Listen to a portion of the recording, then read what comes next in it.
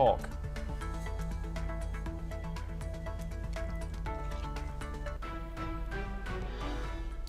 Now we start in the Middle East. Iranian Foreign Minister Abbas Araghchi has arrived in Moscow today for high-level talks with President Vladimir Putin.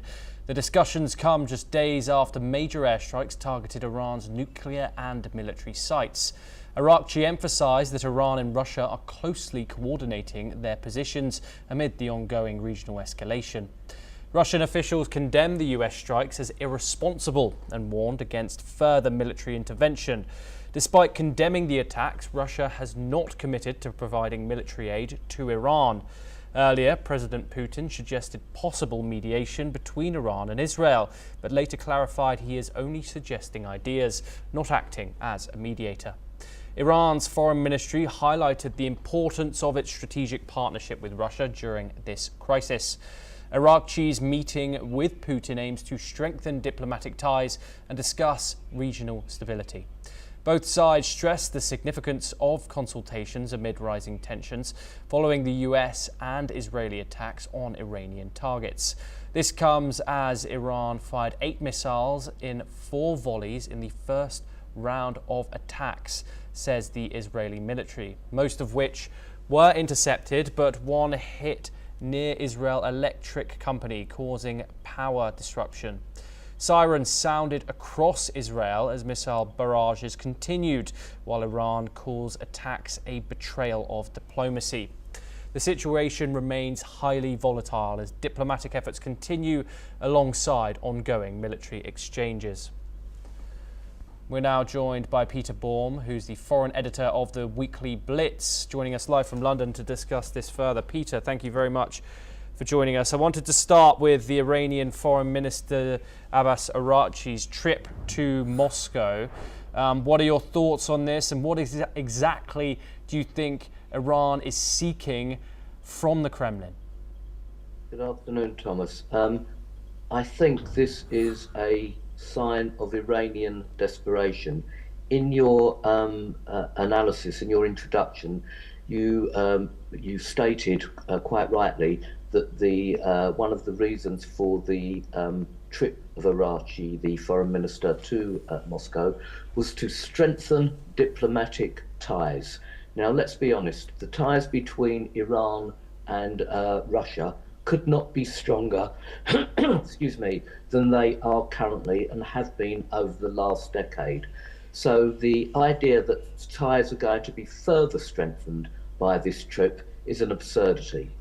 The trip, I think, is rather more than Iran's grave disappointment in her ally in Moscow not to come out in stronger terms about the US strike on its nuclear facilities. Putin has been very quiet, to say the least, condemning the strike, saying it was irresponsible. But I think that's all Iran is going to get out of the meeting. Clearly, Putin is not going to send in troops to help Iran with or even missile systems, because Russia is under constant pressure and is still at war with Ukraine themselves. In effect, Russia gets a lot of its missile supplies from Iran. And of course, that supply line has been devastated. So I think this is a bit of a show of diplomatic desperation. Iran would like further assistance on the diplomatic front to put pressure on the UN, etc. But I don't think the meeting is going to achieve much to assist Iran's further aims and objectives in this conflict. Peter, this obviously comes amid a backdrop of the Ukraine war, from which, since the start of the Trump presidency, there's been a warming between Moscow and Washington. Despite condemning these strikes from the United States, Russia hasn't promised any military aid support to its longtime ally of Iran. Do you think that Donald Trump is the reason for this and this kind of new, I won't say relationship, but this new interactions between the United States and Russia is the reason for that? Absolutely, Thomas, I do indeed. It's clear that Trump and Putin, despite their differences, do have a rapport. And Trump is less aggressive towards Russia's aims in Ukraine than previous US administrations have been. Putin recognizes that and further recognizes that Iran and her proxies have been, if not entirely defeated, devastated. Putin realizes that there's no point in backing Iran against Trump and Israel at this stage. So I think the Iranian, going back to your previous question and following on from this question, I do indeed think it's Iranian desperation, and I do indeed think that the Putin-Trump rapport, let's say, is going to severely disappoint the Iranian objectives in this meeting. Peter, we're seeing not two sides form here, but alliances are aligning. What are your thoughts about this spiralling into something broader? You obviously have Western powers condemning Iranians, the fact that the nuclear program development. However, not all-out support for the US action. What are your thoughts in the broader scope of this conflict internationally? How maybe other players could possibly be brought in, whether that's directly or indirectly? What are your thoughts, Peter?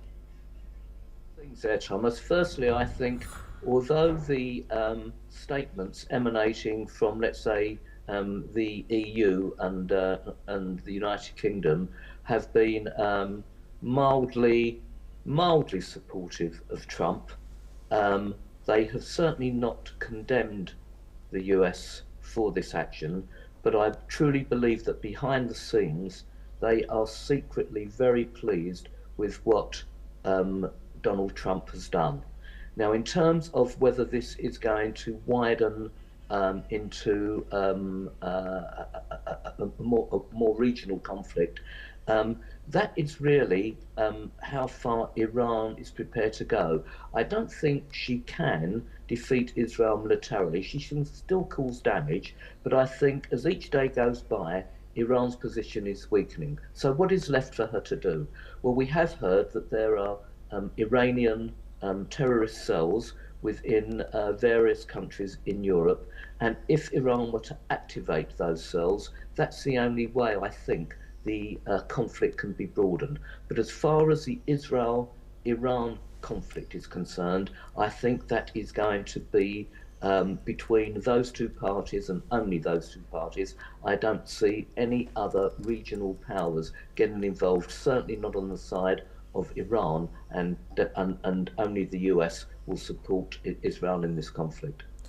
So here we have, thank you very much, Peter. Here we have some live visuals from Moscow. As you can see there, the Russian president sat at the same table along with the Iranian foreign minister, Abbas Araghchi. He has been on a certain tour, Moscow being his trip after he has been to that of Europe. He joins the Russian president for support, along reportedly bringing a letter from Iran's supreme leader, the Ayatollah Khomeini. We don't have any information about what is contained in that letter yet, but as soon as we do, we will inform you. Okay, but we will bring you everything in regards to Araghchi's visit to Moscow as soon as we have the information.